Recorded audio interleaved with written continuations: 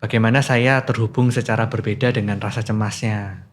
Bagaimana saya terhubung secara berbeda dengan rasa marahnya, dengan traumanya, itu yang penting. Ya paling emosi manusia itu rata-rata maksimal usianya 90 detik. Nah, orang yang insomnia itu juga adalah tanda-tanda bahwa apakah di kehidupan kita itu kita sudah menjalaninya dengan kasih sayang. Biasanya orang yang susah tidur itu biasanya kurang juga dikasih sayangnya.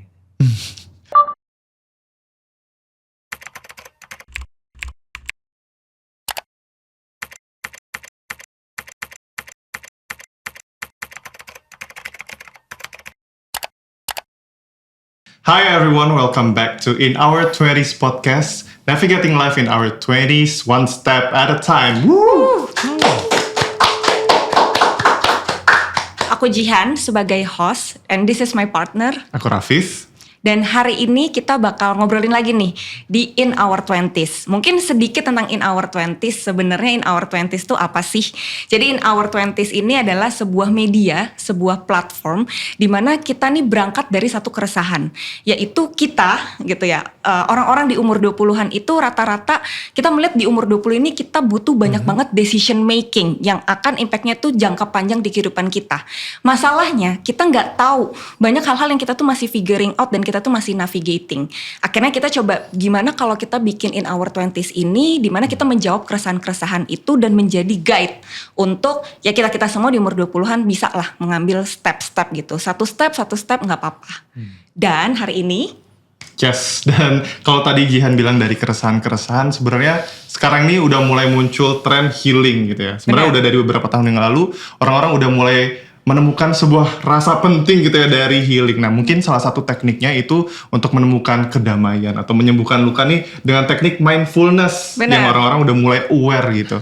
Cuman kan kita butuh lebih tahu nih, mau mengulik lebih dalam mindfulness itu teknik seperti apa? Apakah sama kayak yoga, kemudian apakah itu juga menyangkut teknik pernafasan dan lain sebagainya. Nah, sekarang kita sudah kedatangan seseorang yang pastinya bisa membahas semuanya dari kulit terluar sampai bagian yang paling dalam. Please welcome Kak Hendrik.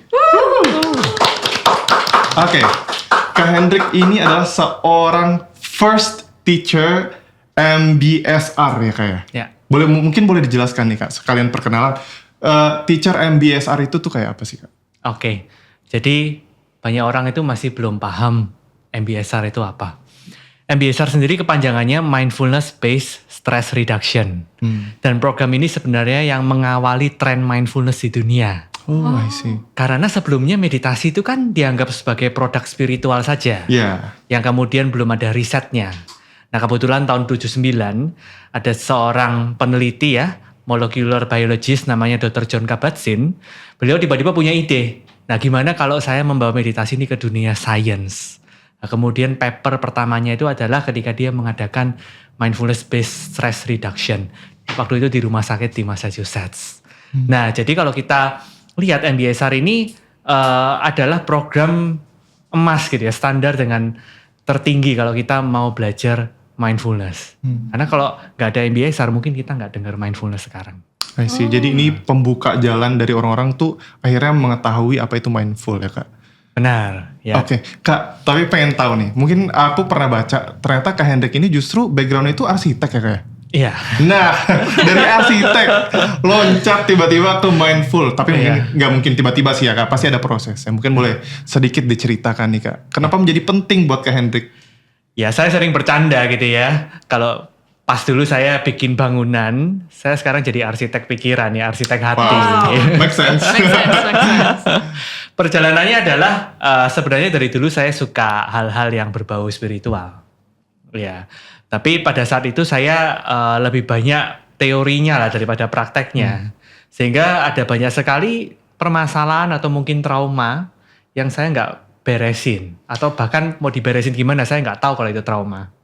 Saya nggak tahu itu bahkan misalnya OCD, gejala kecemasan, saya nggak ngerti.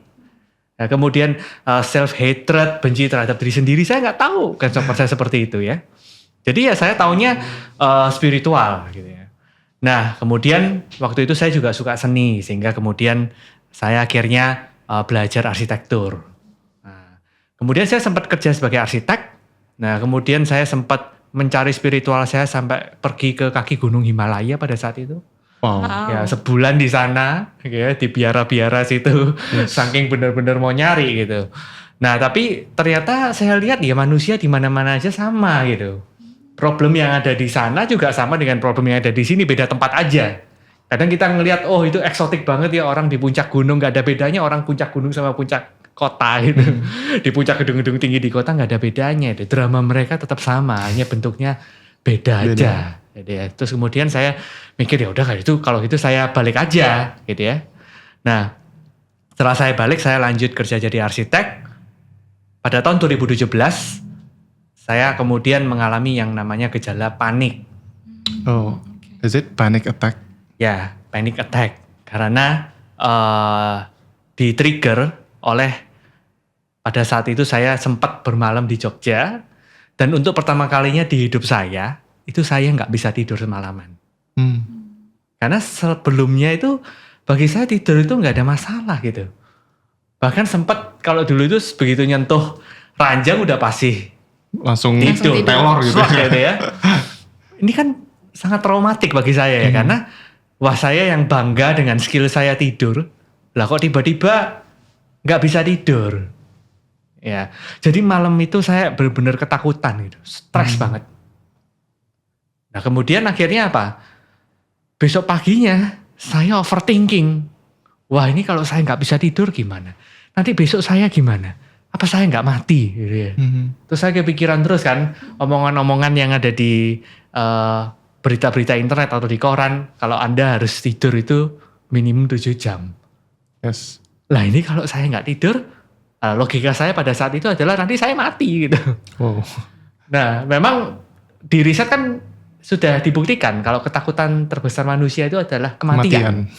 Nah, karena saya juga pada saat itu tidak pernah belajar tentang kesehatan mental, saya ketakutan kalau saya mati gimana.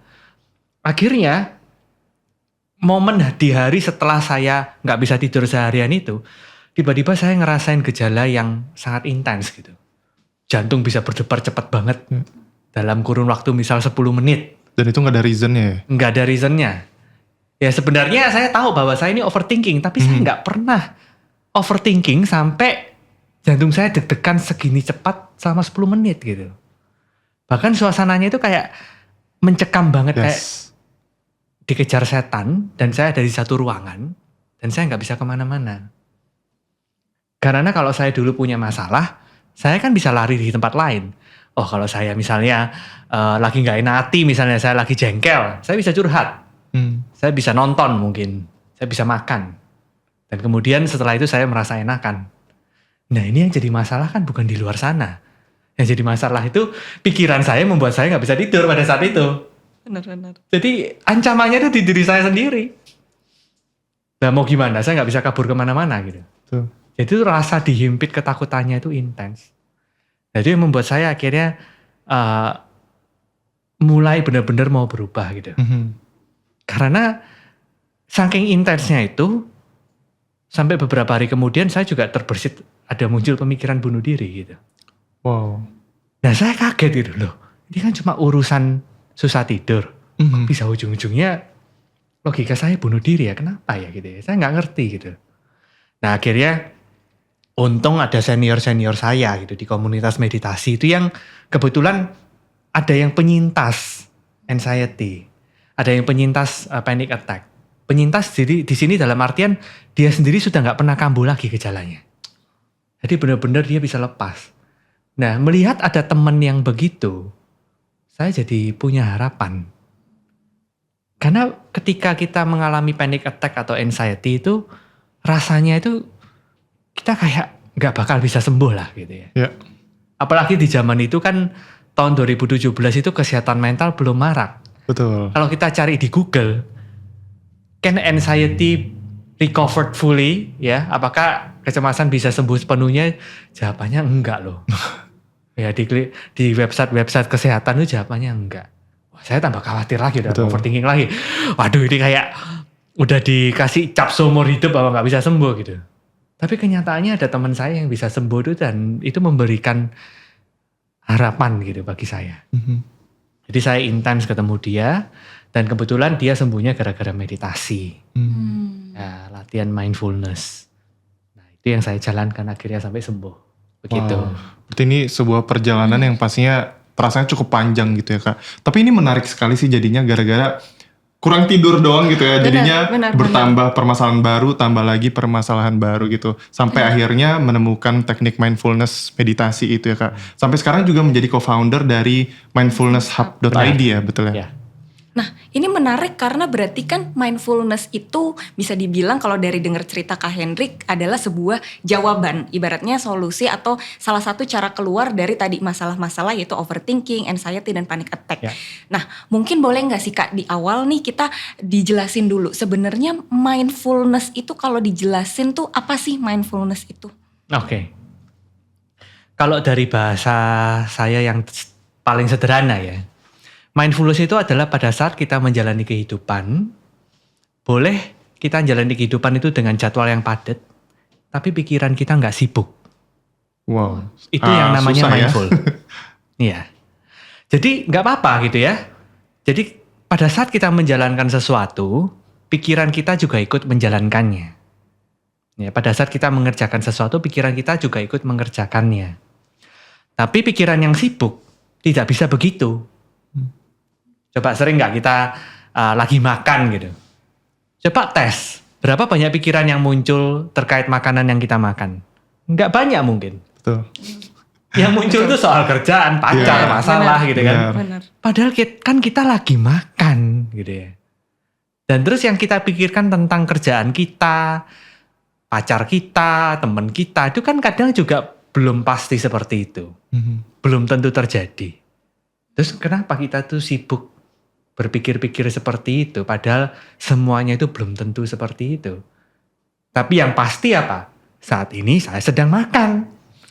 Yang pasti kenapa tidak dikerjakan, tapi yang berhayal kenapa kita kerjakan terus. Maka dari itu di salah satu konten saya juga sempat bilang gitu.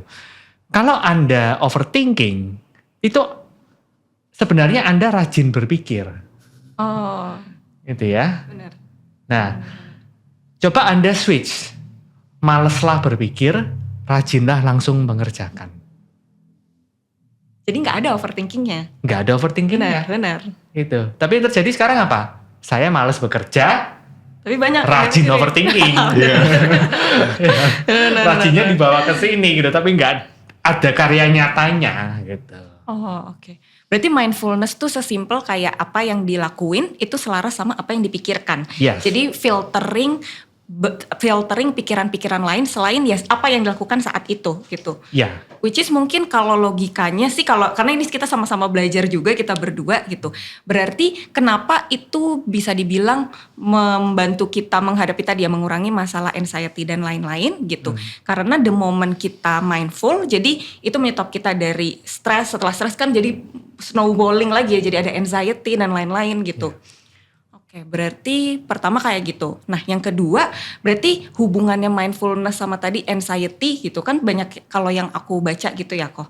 Kayak Kak Hendrik kan bilang di kontennya sebenarnya banyak juga salah satu case tadinya itu misal ada yang aku baca ada 2 orang dites barengan, yang satunya misalnya dia punya banyak anxiety, dia akhirnya stres, dia akhirnya depressed gitu. Dia mencoba minum obat gitu untuk menenangkan, yang satunya lagi dia dicoba disembuhkan dengan intense training mindfulness gitu, dan kalau nggak salah jalan beberapa minggu dua-duanya sama hasilnya tuh turun secara signifikan gitu anxiety dan depresi dan lainnya gitu. Itu kira-kira kenapa bisa kayak gitu? Oke. Nah, kalau kita mulai membahas mengapa mindfulness bisa membantu, itu kita harus lihat dulu bahwa mindfulness itu tidak seperti obat-obatan. Ya, jadi mindfulness itu tidak kemudian membuat tiba-tiba paniknya sembuh, cemasnya sembuh, enggak. Gitu ya. Yang diubah itu apa? Yang diubah adalah bagaimana kita menanggapi kecemasan itu. Karena rasa cemas itu wajar. Dan selalu ada gitu. Selalu ada. Itu adalah bagian dari evolusi kita sebagai manusia. Ya, ada di DNA kita, udah nggak bisa kita rubah lagi. Ya, justru karena cemas, maka kita bisa survive. Ya, kalau tidak ada kecemasan, wah, orang lain mengerjakan apa kita diem aja. Orang lain misalnya sudah maju berapa langkah, kita juga diem aja. Ya, akhirnya kita nggak maju-maju, terus akhirnya kita kalah bersaing, itu juga jadi masalah gitu.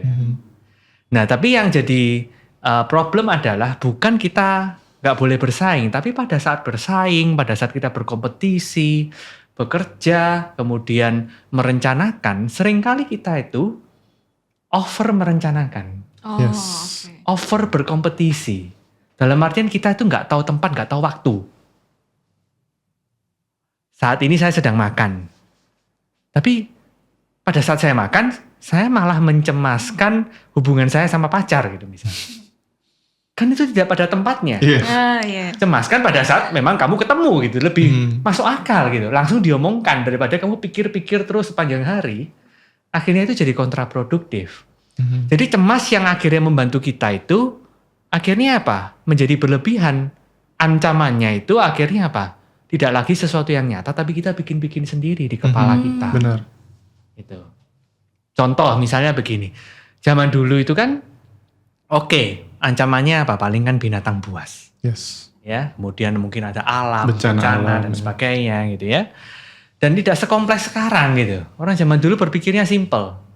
Nah, jadi mereka merasa kalau ada ancaman itu ya pas ada binatang datang atau ada bencana datang.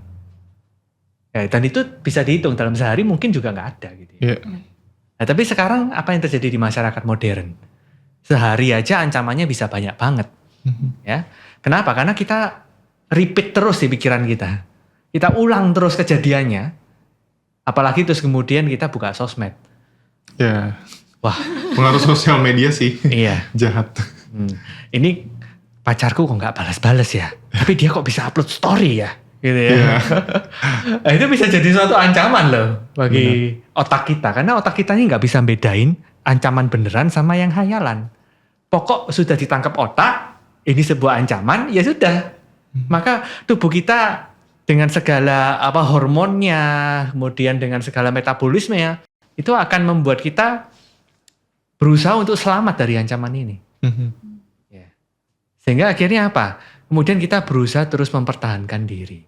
Cemas kita terus kembangkan terus. Itu yang menyebabkan cemas. Nah, mindfulness berperannya di mana? Itu yang akhirnya menyebabkan gejala kecemasan berlebihan. Yes. Ya, mindfulness bekerjanya itu adalah pada saat kita mengerjakan sesuatu, kita itu tidak sibuk membanding-bandingkan. Ya. Tidak sibuk menilai.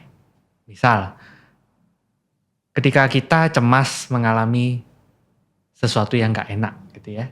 Cemas menunggu-menunggu jawaban misalnya.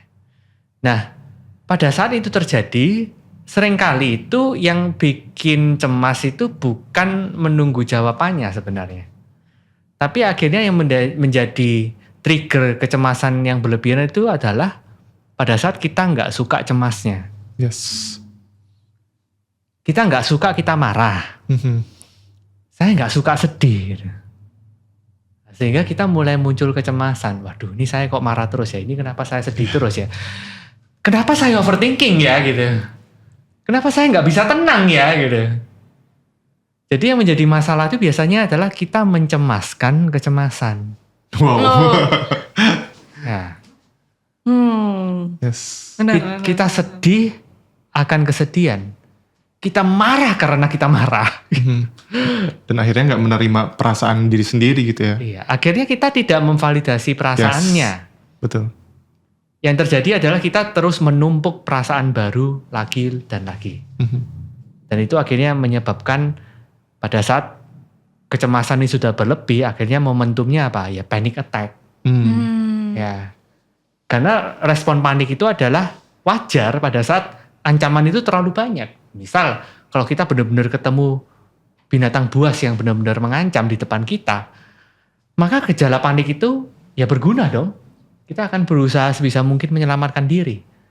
Nah, tapi masalahnya sekarang itu ancamannya nggak nyata, cuma ada di pikiran. Kayak saya dulu nggak bisa tidur itu, susah tidur. Itu ancamannya apa? Kan saya melihat bahwa diri saya ini kenapa pikirannya bisa seperti ini ya gitu.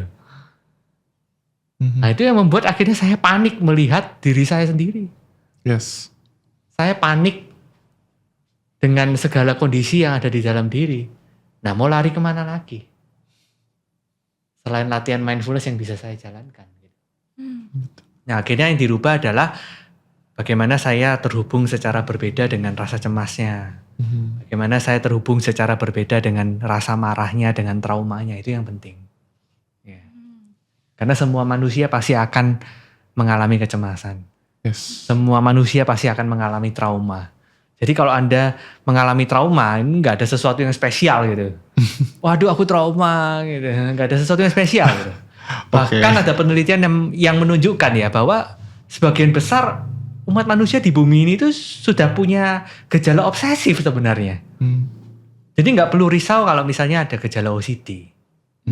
Karena sebenarnya mayoritas manusia itu akan ada obsesinya sendiri-sendiri gitu. Betul. Obsesif kompulsifnya sendiri-sendiri.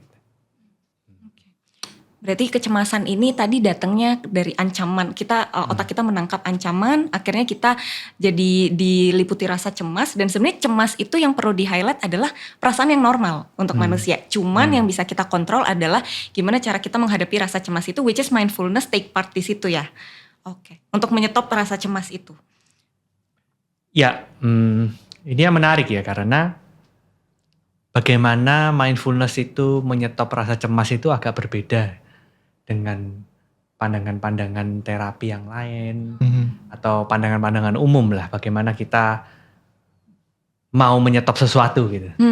Karena kalau di mindfulness, kalau kita ingin cemas itu berhenti, biasanya rata-rata cemas itu nggak bisa berhenti. Ya, karena akan selalu ada. Akan selalu ada, oke.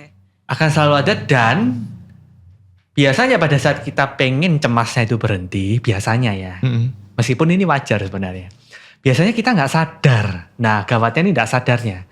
Nggak sadar kalau kita tuh sedang menambahkan kecemasan. Iya. Saya pengen nyetop ini nih. Nah, ini saya cemas gitu karena saya pengen nyetop. Karena jadinya mikirnya jadi panjang lagi. Jadi panjang Iya. lagi. Oh, benar. Nah, jadi sebenarnya sih nggak ada masalah mau menyetop kecemasan.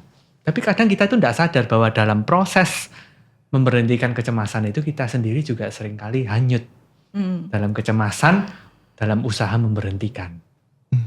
Ya, jadi yang dilakukan apa? Yang dilakukan adalah kita belajar untuk memberhentikan dengan cara yang lembut, dengan cara yang ramah, yaitu apa? Memvalidasi, mengizinkan kecemasan ini, ya, mengakuinya ada di sini. Nggak perlu harus buru-buru hilang. Ya, karena tidak ada satupun di dunia ini itu yang semuanya itu pasti semuanya harus bisa cepat-cepat hilang, enggak kan? Benar. Segala sesuatu ada proses. Nah, kecemasan kita juga butuh proses gitu.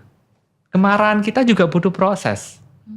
Nah, bahkan usianya kalau Anda baca penelitian terbaru ya dari Universitas Harvard kalau nggak salah, sempat viral juga ya dari kata-katanya Jill Bolte Taylor gitu. Dia meneliti neuroscience ya, yaitu ilmu tentang syaraf. Dia bilang bahwa ya paling emosi manusia itu rata-rata maksimal usianya 90 detik. 90 detik doang, tapi kenapa saya bisa marah berhari-hari ya? Iya. Iya, karena kamu sebenarnya itu tidak sadar kamu marah bahwa dirimu marah. Oke. Dan itu membuatmu overthinking. Kurang ajar orang itu ya, sudah bikin aku marah. Padahal marah itu gak enak gitu ya. Benar. Iya, kenapa sih dia buat hidupku itu menderita gitu. Padahal dia di sana juga gak ngapa-ngapain gitu ya. Kita sibuk menyalah-nyalahkan orang itu ya gitu ya. Kayak dia itu memang punya agenda kan. Itu bener kan, dia itu pengen mojokin gue gitu ya. Tapi dia sendiri juga gak ngapa-ngapain di sana gitu. Kita sendiri yang menciptakan skenario itu gitu. Karena kita sudah merasa bahwa oke, dia membuat aku merasa gak enak. Dan aku gak suka rasa gak enak ini gitu. Nah, dan itu yang membuat kita overthinking terus. Lagi dan lagi. Jadi sebenarnya emosi utamanya tuh gak panjang, tapi yang bikin jadi perasaan panjang karena kan kita marah sampai 2 hari gitu ya. Jadi sebenarnya emosi marahnya tuh cuman sebentar, tapi yang ada setelah itu adalah overthinking dan puteran emosinya itu ya. Iya, jadi sebenarnya 90 detik itu udah selesai. Tapi kita tambahin terus yang baru-baru. Sehingga nggak terkesan tidak selesai-selesai. Padahal Betul itu sih. kita yang bikin gak selesai karena Iya. kita tambahin lagi. Ya, Yes. Oke. Berarti ini merupakan salah satu tekniknya itu, yaitu tadi yang memvalidasi dan menempatkan perasaan tuh pada tempatnya, sesuai Ya. pada tempatnya gitu ya. Kalau diizinkan dia paling 90 detik ya udah berlalu. Betul.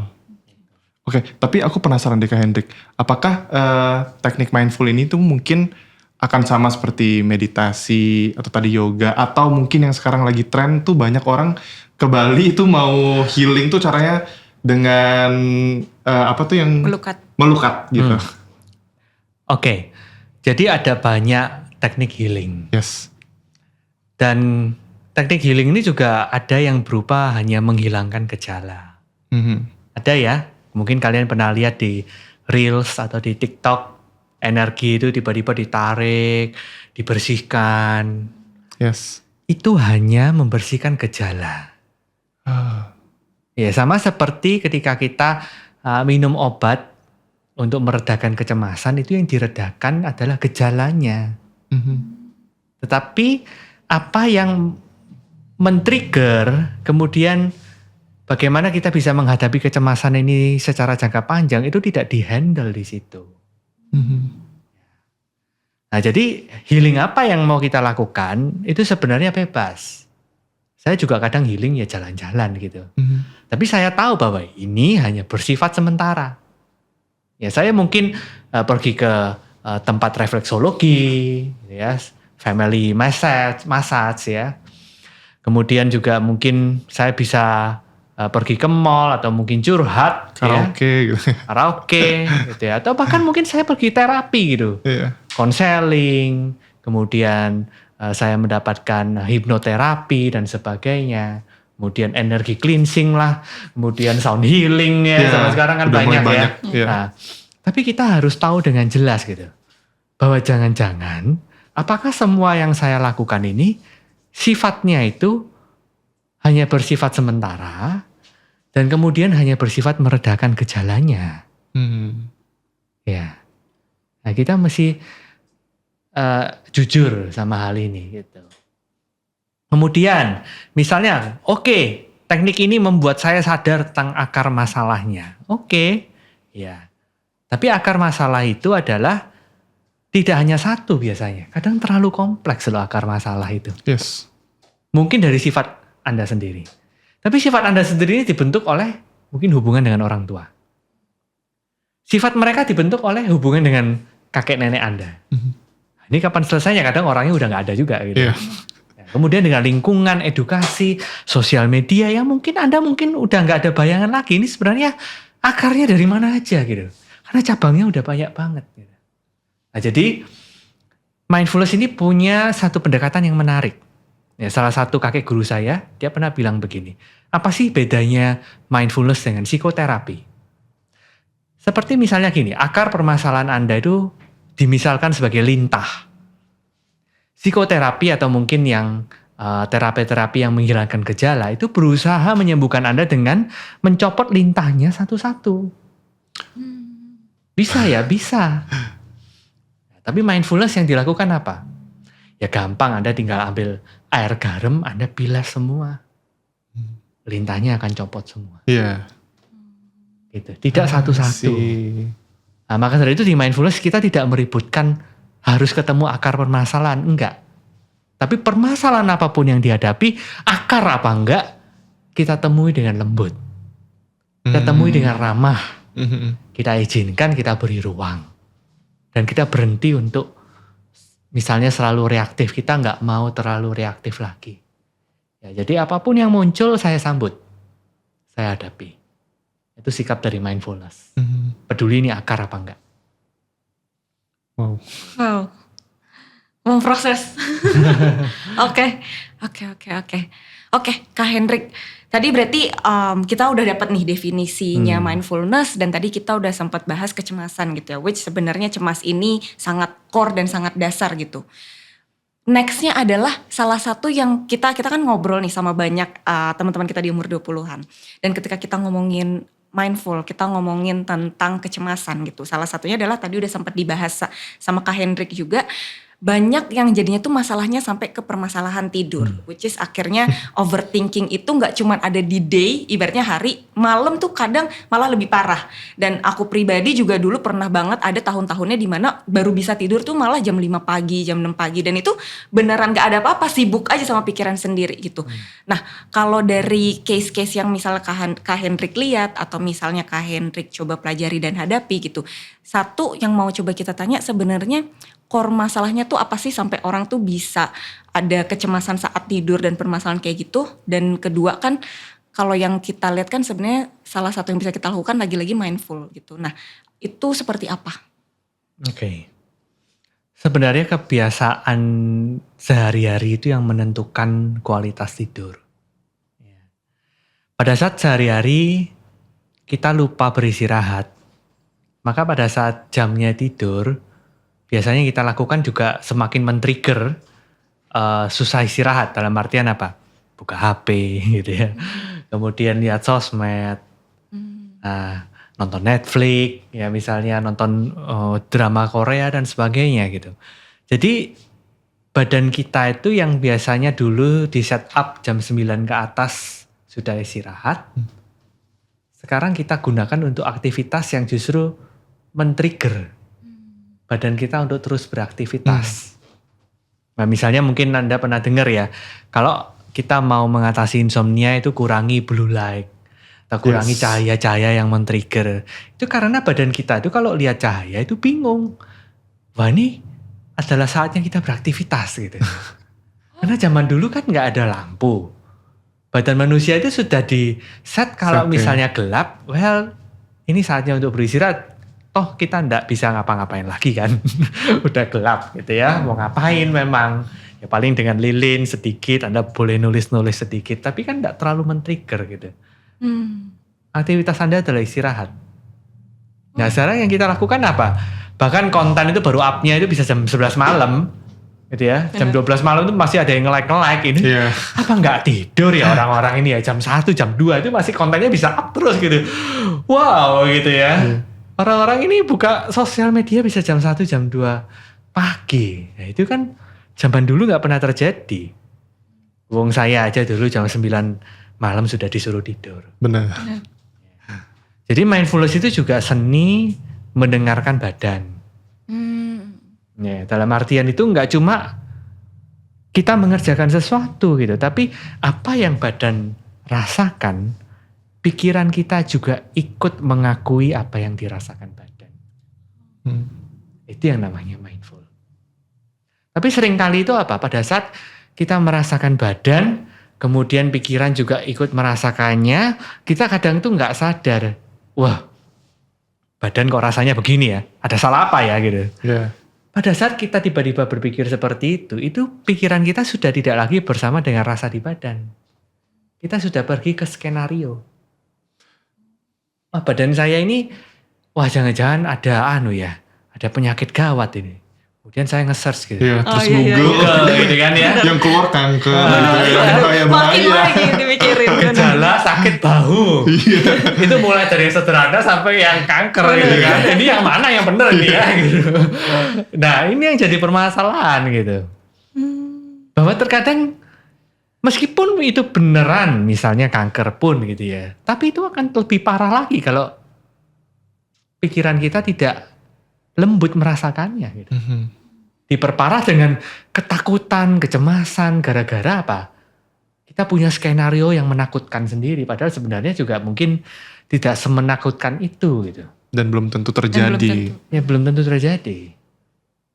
Nah, kadang pikiran ini yang menambah rasa sakitnya. Banyak sekali peserta yang setelah ikut program MBSR, ya Mindfulness MBSR, Mindfulness MBCT, Mindfulness Based Cognitive Therapy, itu merasakan rasa sakit yang turun dengan drastis gitu. Apakah sakitnya hilang? Belum tentu, enggak gitu. Tapi ternyata pikiran yang tidak ikut sakit itu sangat membantu. Ya. Nah maka dari itu, kalau kita lihat tidur kita bermasalah, nah mulai lihat gitu bahwa tidur itu adalah gejala paling mudah. Apakah di keseharian kita itu terlalu sibuk apa enggak? Apakah kita itu sebenarnya dengerin badan, apakah kita mindful apa enggak, itu lihat dari kualitas tidur. Ya, karena tubuh kita nggak bisa bohong, pikiran masih bisa bohong. Oh enggak kok, aku nggak begini gitu. Masih bisa dimanipulasi gitu ya. Masih bisa dimanipulasi. Badan nggak bisa bohong. Kalau capek ya capek. Iya. Ya, sampai sakit misalnya gitu. Ya. Jadi kita belajar dari badan. Oh, iya ya, badan itu jujur. Saya juga belajar agar pikirannya ikutan jujur. Ya. Apa yang dikerjakan badan, pikiran juga mengerjakannya. Apa yang diekspresikan secara jujur oleh badan, pikiran juga belajar untuk jujur bersamanya. Jadi sinkron juga. Semua sinkron, harmoni orang bilang. Harmonis kata yang lebih tepatnya. Selaras. Sih. Kak, tapi mungkin boleh di-share nggak Kak? Ini sedikit tips atau praktikalnya nih supaya kalau setiap malam tuh tidurnya cepat gitu. Karena kan kalau yang aku pelajari juga, misalnya kalau mau tidur cepet tuh jangan banyak pikiran gitu. Tapi kalau once aku udah start kayak jangan mikir. Tapi itu malah mikir yang lain. Ya itu kan jadi ya itu tadi jadinya snowball, bakal muncul perasaan-perasaan baru atau pemikiran-pemikiran baru. Jadi mungkin ada tips yang praktikal untuk kita bisa lakukan gitu nggak Kak? Iya. Tips yang pertama adalah letakkan semua gadget Anda. Pastinya ya, nomor satu Pastinya. ya. Karena itu yang mengundang pikiran kita semakin liar. Ya. Ya. Yang kedua adalah coba untuk biasakan perhatian itu jangan ditaruh di skenario otak. Perhatian itu diletakkan di badan. Ya ini ngomong gampang tapi susah. Bener. Ngomong gampang tapi susah. Kenapa? Saking terbiasanya kita overthinking, begitu disuruh perhatiannya di badan, wah udah mulai membuat skenario tentang badan. Iya. Padahal maksudnya bukan itu. Misalnya apa?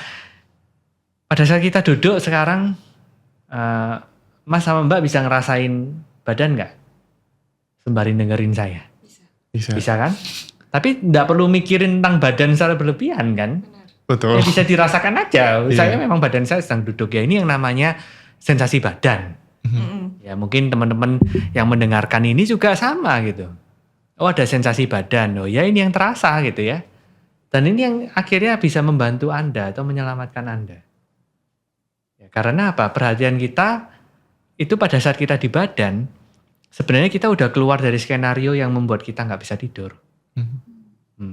Maka dari itu tipsnya adalah kalau Anda mau istirahat, itu Anda boleh arahkan perhatiannya itu di telapak kaki. Oh, oke.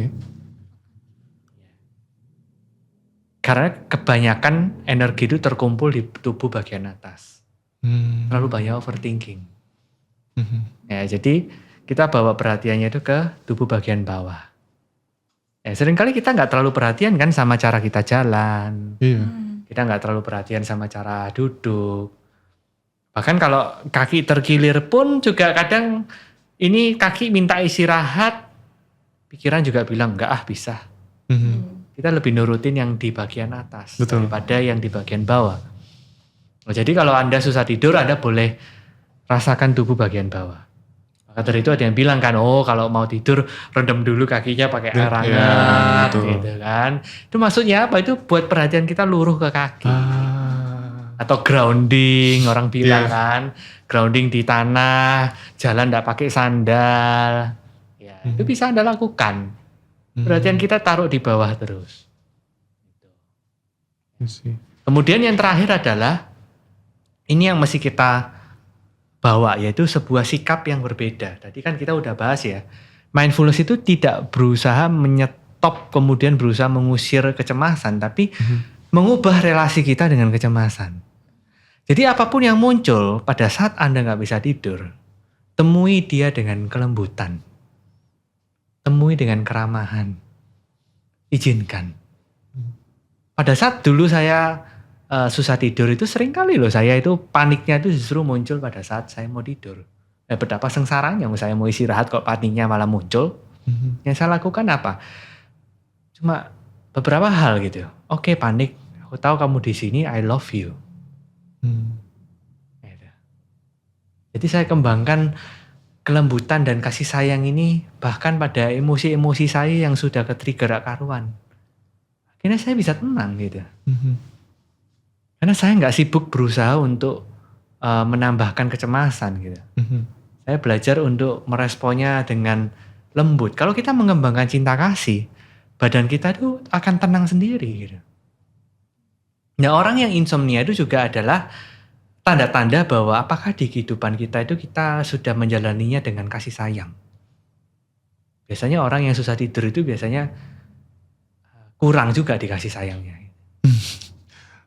Oke. Oh, saya sering kok menyayangi anak saya. Iya sih, tapi kamu sayang nggak sama dirimu sendiri? Atau iya sih kamu sayang sama anakmu, tapi selama ini pada saat kamu sayang sama anakmu, kamu lembut nggak sama dia? Iya sih kamu sudah sayang pacarmu, kamu lembut nggak sama dia?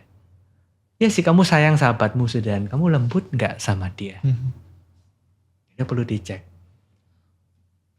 Kalau pikiran kita lembut, pikiran kita penuh cinta kasih, tidur pasti akan nyenyak. Karena kesehariannya juga udah mulai berdamai dengan diri sendiri juga ya. Ya, karena pada saat kita tidur itu kan sebuah sikap mencintai diri sendiri. Tubuh kita itu sedang ingin mencintai dirinya sendiri. Organ kita mau beristirahat. Organ kita, badan kita itu mencintai dirinya sendiri dengan cara mengajak kita tidur. Tapi kita yang nggak bisa mencintai badan ini dengan terus memberikan stimulan. Ya, karena menurut kita itu lebih asik daripada nurutin badan. Orang lain bisa begadang, saya harusnya bisa dong. Gitu. Nah, jadi kita mulai lupa dengan segala kejujuran yang ada di badan kita sendiri. Nah, itu yang akhirnya dilatih di mindfulness. Ya. Jadi lakukan 3 ini. Kalau mau tahu lebih detail, saran saya adalah ikuti program mindfulness yang 8 minggu, yaitu MBSR tadi. Atau MBCT. Kenapa? Karena mindfulness itu adalah proses belajar Anda menyikapi kehidupan secara berbeda. Bukan teknik untuk menghilangkan gejala. Kalau teknik untuk menghilangkan gejala, silahkan Anda pergi ke orang, Anda diterapi. I see. Tapi sifatnya adalah menghilangkan gejala. Tapi kalau Anda mau membuat relasi ini berubah, Anda butuh waktu. Dan Anda butuh untuk mengalokasikan kesempatan.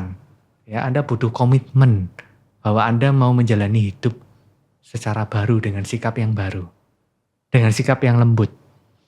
Nah, seringkali sikap kita itu adalah keras gitu. Kenapa?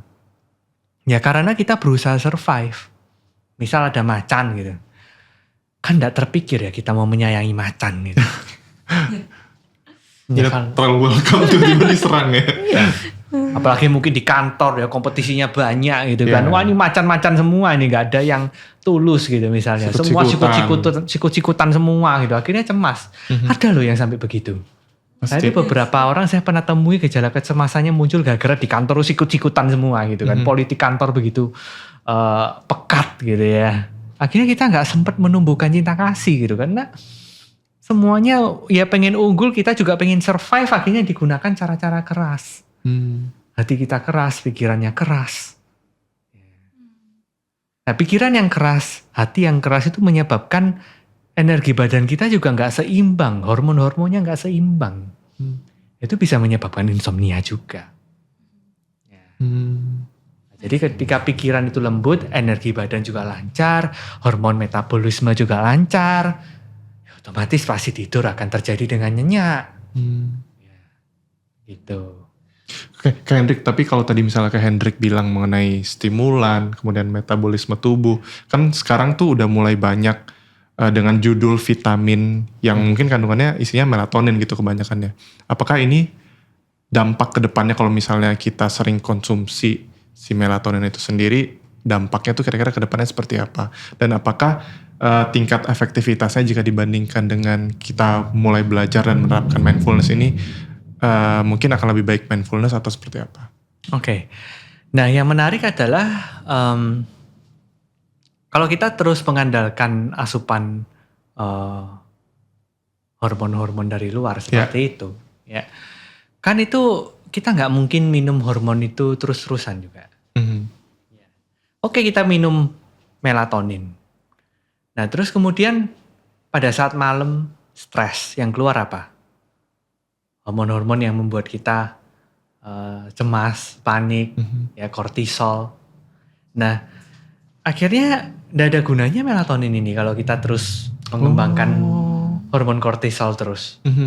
Ya, persentasenya lebih banyak kortisolnya. Gitu. Jadi jomplang juga ya? Jadi jomplang juga, ya membantu melatonin gitu ya. Cuma yang Anda produksi bahkan di hitungan detik itu apa gitu. Ya, jadi itu hanya membantu Anda mungkin ya kembali meredakan gejala tadi yang dijelaskan. Dan sebenarnya produsen melatonin terbaik ya tubuh kita sendiri. Iya sih. Iya, bukan orang dari asupan dari luar. Iya, secara natural. Dan hormon melatonin itu kan udah keluar bagi kita di jam 9 malam.